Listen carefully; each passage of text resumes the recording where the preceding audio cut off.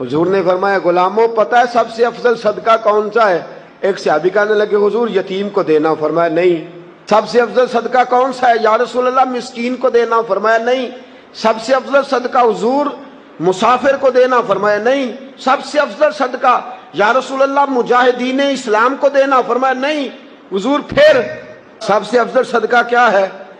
रसूल पाक ने फरमाया, तेरा रिश्तेदार हो और गरीब हो, हकदार हो।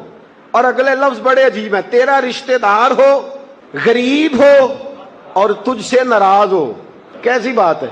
फरमाया तेरा रिश्तेदार हो, गरीब हो और तुझसे नाराज हो।